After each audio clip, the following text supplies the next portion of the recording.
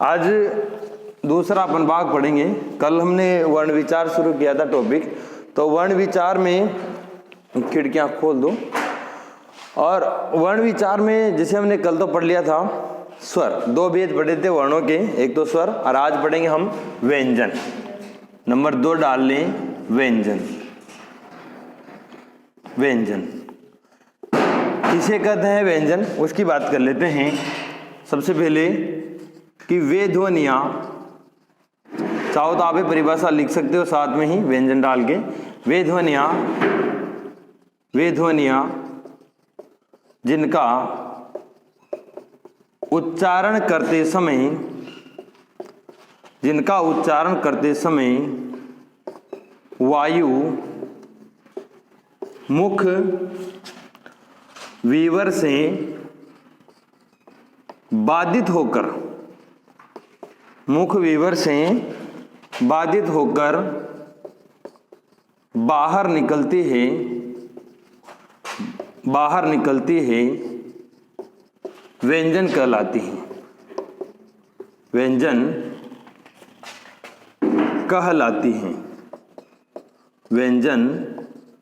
कहलाती हैं। तो हमने सबसे पहले परिभाषा की बात की व्यंजन की, कि वे ध्वनियां जिनका उच्चारण करते समय वायु मुख विवर से बाधित होकर, यहां ध्यान देना है, बाधित होकर बाहर निकलती है, उन्हें हम व्यंजन कहते हैं। मुख विवर से, मुख विवर का मतलब अपने मुंह से, ये अपना मुंह होता है मुख विवर पूरा, तो अपने मुख विवर से बाधित होकर कहीं ना कहीं जो हवा है बाधित होगी जब हम व्यंजनों का उच्चारण करेंगे। कल हमने स्वरों की बात की थी, तो वहां आया था कि निर्बाध गति से वहां वायु बाधित नहीं होती, लेकिन जब व्यंजन का उच्चारण करते हैं तो वायु बाधित होकर मुंह से बाहर निकलती है। अपने हिंदी में लिख सकते हैं आप, हिंदी में 33 व्यंजन हैं। ये हैं, इसके अलावा और भी हैं, लेकिन मूलतः 33 माने गए हैं। हिंदी में 33 व्यंजन हैं। 33 व्यंजन को हम इस प्रकार यहां लिखेंगे, आप भी लिखें, यहां से लिखना शुरू कर दिया आप। क, ख, ग, घ और अंग। फिर उसके बाद लिखेंगे अपन च, छ, ज, झ और य। इसके बाद आ जाइए आप ट, ठ, ड, ढ और अण। त, थ, द, ध और न। इसमें आते फिर आगे प, फ, ब, भ, म। ये 25 तो स्पर्श हो जाते हैं। फिर इसके बाद आते हैं य, र, ल और व। इसके बाद उसमें आते हैं स, श, स और ह। ये अपने कुल 33 व्यंजन हैं, इन्हें आप फटाफट लिख लीजिए। तो हमने दो चीजें अभी नोटिस की है आपने। व्यंजन, सबसे पहले व्यंजन की परिभाषा, वे ध्वनियां जिनका उच्चारण करते समय वायु मुख विवर से बाधित होकर बाहर निकलती है, उन्हें हम व्यंजन कहते हैं। फिर आता है कि हिंदी में व्यंजन की संख्या 33 मानी गई है, जिसमें पहले हम बात करते हैं क, ख, ग, घ, अंग, इसे अंग बोलते हैं। च, छ, ज, ज, य, ट, ठ, ड, ढ, ण, त, थ, द, ध, न, प, फ, ब, ब, म, य, र, ल, व, श, श, स और ह। ये अपने कुल कितने व्यंजन हैं? कुल अपने 33 व्यंजन हैं। अब आगे बात करते हैं व्यंजनों का वर्गीकरण। इसे मैं मिटा रहा हूं। अब हिंदी में अगर बात करें कि व्यंजनों का वर्गीकरण किस प्रकार किया जाता है, जैसे हमने स्वरों का वर्गीकरण पढ़ा था, वैसे आज हम पढ़ेंगे व्यंजनों का वर्गीकरण। व्यंजनों का वर्गीकरण मुख्यतः 2 आधारों में किया जाता है। कितने आधारों में किया जाता है? 2 आधारों में किया जाता है। एक तो किया जाता है उच्चारण स्थान के आधार पर, और दूसरा वर्गीकरण किया जाता है इनका प्रयत्न के आधार पर। प्रयत्न के आधार पर। तो आज हम पढ़ेंगे उच्चारण स्थान के आधार पर। उच्चारण स्थान के आधार पर, उच्चारण स्थान के आधार पर व्यंजनों को 8 भागों में बांटा जाता है। कितने भागों में बांटा जाता है? 8 भागों में बांटा जाता है, जिनमें पहला है कंठे, दूसरा है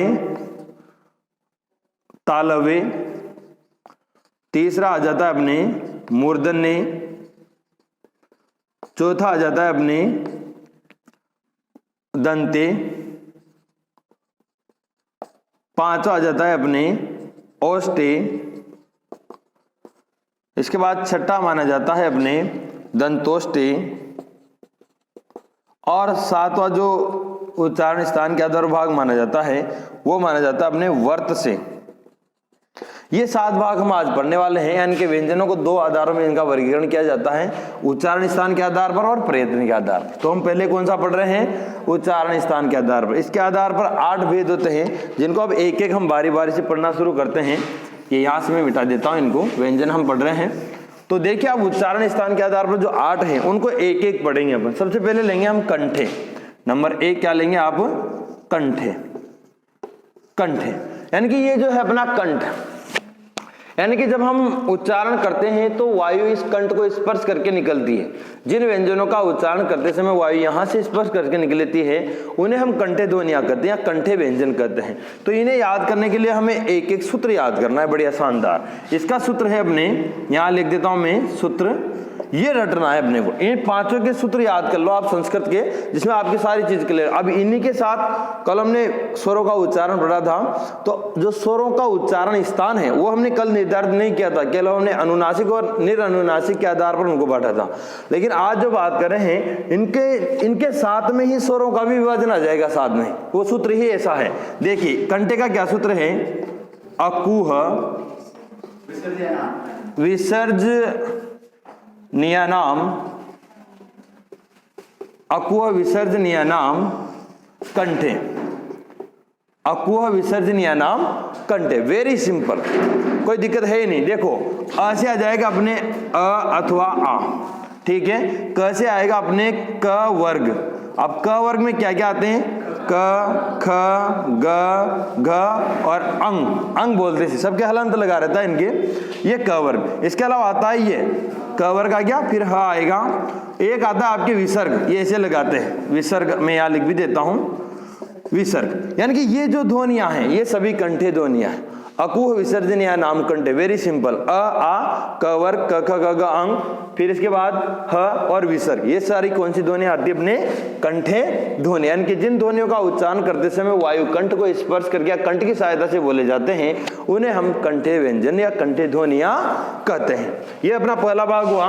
फिर अब इसके बाद दूसरा देखिए, इसको मैं मिटा रहा हूं। अब इसके बाद हम दूसरा पढ़ेंगे। नंबर 1 हो गया कंठे, ये हमने कंठे पढ़ लिया है। अब दूसरा पढ़ेंगे अपन कौन सा? तालवे। नंबर 2 अब लिखना नहीं है, फिर मैं लिखाऊंगा सारे एक साथ। दूसरा पढ़ेंगे आप तालवे। वेरी सिंपल है ये भी, तालवे यानी कि वे ध्वनियां जिनका उच्चारण तालु की सहायता से किया जाता है। ये कंठ के थोड़ा सा ऊपर ही अपने तालु होता है, तो तालवा या ताड़ू, तो उसे वहां से जब व्यंजनों का उच्चारण होता है तो वो तालवे ध्वनियां कहलाती है, तालवे व्यंजन कहलाते हैं।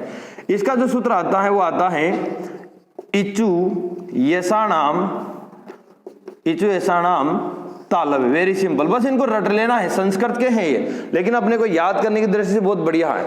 याद तो हम वैसे भी कर सकते हैं, लेकिन गड़बड़ हो जाती है, भूल जाते हैं हम चीजों को। लेकिन अगर सूत्र से याद करोगे, अकु विसर्जनीयनाम कंठ, इचु यसाणाम तालवे, कभी भूल लेंगे इन्हें हम। इचु यसाणाम से क्या होता है? ई से हो जाएगा अपने ई अथवा ई, ठीक है।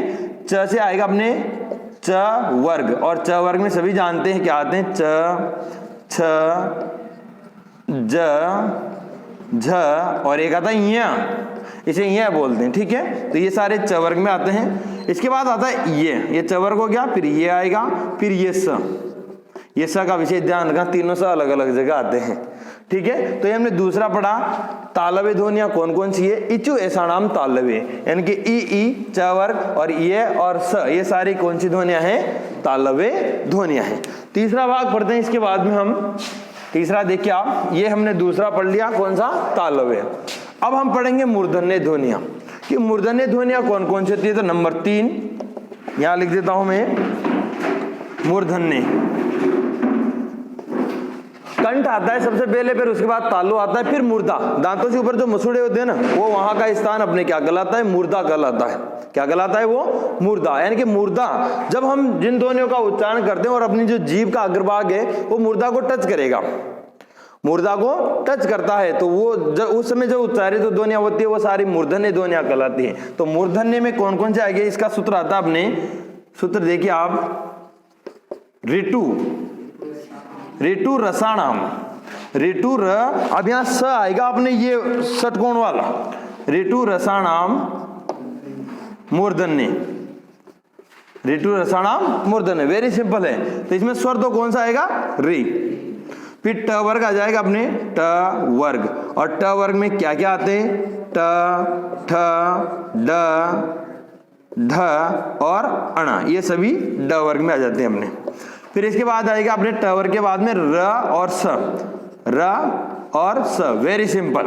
देखिए आप, यानी कि ये सारी ध्वनियां कौन सी ध्वनियां हैं? ये सारी ही ध्वनियां अपने मूर्धन्य ध्वनियां हैं। जब हम इन्हें बोलेंगे, देखो बोल के देख सकते हो आप, ट, जीभ का आगे वाला भाग यहाँ मसूड़ों के ऊपर टच कर रहा है, ट, ठ, ड, ड, ण।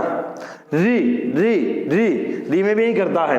फिर देखो आप, र और श, श, अगर स का शुद्ध उच्चारण करना है तो जीभ को अगर मुर्दा के टच करोगे तब ये स निकलेगा, श, श, ठीक है। तो ये ध्वनियां कौन सी? अपने मूर्धन्य ध्वनियां। इसके बाद नंबर 4 पढ़ेंगे आप, दंते। देखिए आगे, दंते नंबर 4, दंते ध्वनियां कौन कौन सी हैं? अब इसका सूत्र क्या है? देखिए आप, सूत्र इसका, लिरी तुलसा नाम, लिरी तुलसा नाम दंते। वेरी सिंपल है। ये लिरी अपने हिंदी में नहीं चलता है, ये संस्कृत का है, तो इसे हमें याद नहीं करना है, अपने डायरेक्ट यहां से याद करना है। त वर्ग, त वर्ग, और त वर्ग में क्या आ सकता है अपने? त, थ, द, ध और न, त, थ, द, द, न, ये सब त वर्ग में आ गए। फिर क्या है? ल से क्या आएगा? लय आएगा। स से क्या आएगा? स ही आएगा। पहले वाले में हमने मुर्दा से श बोला था, अब स बोलो आप, स, सिंपल स, जिसमें अपनी जो जीभ है वो दांतों को स्पर्श करेगी। किनको स्पर्श करेगी? यानी कि वे ध्वनियां जिनका उच्चारण करते समय जीभ का आगे का भाग दांतों को स्पर्श करे, वो दंते ध्वनियां कहलाती। त, थ, द, द, न, बोल के देख सकते हो, त, थ, द, द, न, दांतों को स्पर्श कर रही है। यहां देखो आप, ल, ल, ल, दांतों को स्पर्श, स, स, स और श, श, ऊपर चली जाएगी जीभ, स में अलग अलग उच्चारण होता है। तो ये हमने पढ़ा दंते। सूत्र है लिरे तुलसा नाम दंते, यानी कि ले से कोई मतलब नहीं है, त वर्ग, ये त वर्ग में आ जाते हैं। फिर इसके बाद आएगा आपके ल, ये ल आ गया, और ये स, ये सारी कौन सी ध्वनियां हैं? आपके दंते ध्वनियां। अब इसके बाद नंबर 4, 5 पढ़ेंगे अपन। 5 कौन सा आएगा? औष्टे। देखिए आप, बहुत सिंपल है, इनके सूत्र याद कर लेना आप तो केवल। नंबर 5, औष्टे, यानी कि आप देखो, मूर्धन्य पढ़ लिए, दंते पढ़ लिए, अब औष्टे पढ़ रहे हैं। औष्टे यानी कि अपने होंठ, जिन ध्वनियों को बोलने पर अपने होंठ आपस में मिल जाते हैं उन्हें कहें औष्टे ध्वनियां। और इसका सूत्र है अपने इसका, उपूपधिया नाम औष्टे, उपउपधिया नाम औष्टे। वेरी सिंपल, ये कुछ मतलब का नहीं, अपने को केवल रटना है, काम की चीजें। ये ऊ से बनेगा ऊ अथवा ऊ, प से बनेगा अपने प वर्ग, बस और कुछ भी नहीं। इसमें 2 ही चीजें, ऊ अथवा ऊ और प वर्ग। अब प वर्ग में क्या क्या आता है? देखो आप, प, फ, ब, भ और म, प, फ, ब, ब, म बोलते हैं अपने। और देखो आप, प, फ, ब, ब, म मिल रहे हैं ना। जब ऊ बोलते हैं, ऊ तो भी आगे आते हैं, तो ये ऊ, प, फ, ब, ब, म सारी कौन सी ध्वनियां हैं? अपने औष्टे ध्वनियां हैं। कौन सी ध्वनियां? अपने औष्टे ध्वनियां हैं। तो ये हमने कौन सा भाग पढ़ा? 5वां भेद पढ़ा। उच्चारण स्थान के आधार पर हम व्यंजनों का वर्गीकरण पढ़ रहे हैं, तो ये 5वां भाग पढ़ा। अब 6 नंबर आ जाइए आप। देखो अपन ने 5 पढ़ लिए हैं। 5 अगर एक बार आप देखें तो कंठे पढ़े, अगो विसर्जन नाम कंठे, फिर उसके ऊपर आता है तालु, तालवे पढ़े, फिर उसके बाद मुर्दा आता है दांतों के ऊपर, वो पढ़े, फिर उसके बाद दांत आते, दांत वाले पढ़े, फिर लास्ट में आगे बारी बार होठ, तो होस्ट वाले पढ़ ले। अब आता है अपने दंतोष्टे। देखिए आप नंबर 6, दंतोष्टे। अब दंतोष्ट, दंत और ओष्ठ यानी कि ऐसे व्यंजन या ऐसी ध्वनियां जिनको दांत और होंठ दोनों की सहायता से बोला जाता है, एक ही है। सूत्र से याद करो तो बढ़िया है, नहीं तो वैसे हो जाता है। यह है वकारस्य दंतोष्टे, यानी कि ये वह, केवल क्या वह आपकी जीभ दांतों के पास भी आएगी और आपके होंठ भी लेंगे, वह, यानी कि ये कौन सी ध्वनि है? दंतोष्टे। वो ध्वनि जो दांत और ओष्ठ दोनों की सहायता से बोली जाए वो दंतोष्ट ध्वनि कहलाती है। सूत्र है वकारस्य दंतोष्टे, या अगर ये याद नहीं करो डायरेक्ट भी याद करना चाहो तो कर सकते हो, वह दंतोष्ट ध्वनि है। इसके बाद लास्ट है अपने, ये 6 नंबर हो गया। अब फिर अपने 7 नंबर है आखिरी, वर्त से, वेरी इंपॉर्टेंट, वर्त से ध्वनियां। वर्त से कहते हैं अपने मसूड़ों को, किनको कहते हैं? दांतों के ऊपर वो मुर्दा आए, ये मसूड़े होते हैं, मसूड़े, उनको कहते हैं अपन वर्त से। तो वे ध्वनियां जिनका उच्चारण अपन मसूड़ों की सहायता, यानी कि जब उनका उच्चारण करते हैं तो अपने जो मसूड़े हैं ना वहां पर घर्षण होता है, एक तरह से रगड़ने की आवाज आती है, जैसे हवा वहां पर घर्षण कर रही हो, वो वर्त से ध्वनियां क्या कहलाती है अपने? कौन कौन सी? देखो आप, इसको सिंपल है याद करने का तरीका, न र ल स ज, बस नरलस ज, एक ही ट्रिक में, नर लस, एक साथ बोलो नरलस ज, ये एक साथ भी याद हो जाएगा अपने, नरलस ज। और दो है, एक लह और एक है मह, इनको भी इसी में रखा जाता है। तो मुख्यतः तो यही है कि वर्त से ध्वनियां, अब ये देखो न दंते में भी आता है, अलग अलग जगह आता है, लेकिन अपने को वर्त से स्पेशल आ जाएगा तो यही याद रखना है। वर्त से ध्वनियां कौन कौन सी है? नरलस ज। वर्त से ध्वनियां कौन कौन सी है? नरलस ज, नरलस ज, याद हो जाएगा। अब दोबारा देख लो आप, व्यंजनों का आपने 2 आधार पर वर्गीकरण किया है, उच्चारण स्थान के आधार पर और प्रयत्न के आधार पर। प्रयत्न अभी हमने पढ़े नहीं है, सबसे पहले हमने स्टार्ट किया है उच्चारण स्थान के आधार पर। इसके आधार पर 7 भेद होते हैं। कितने भेद होते हैं? 7। पहला होता है कंठे, फिर तालवे, मूर्धने, दंते, ओष्ठे, दंतोष्ट और वर्त से। इसका सूत्र है अकु विसर्जनीयानाम कंठे, इसका है ऋचु रसानाम तालवे, इसका है ऋतु रसानाम मूर्धन्य, इसका है अपने लिरि तुलसा नाम दंते, उपदिया नाम ओष्ठे, वकार से दंतोष्टे, नरलस ज, ल और म। ये इस प्रकार हमने पहला भेद पढ़ लिया उच्चारण स्थान के आधार पर। अब आप लिखना शुरू करो।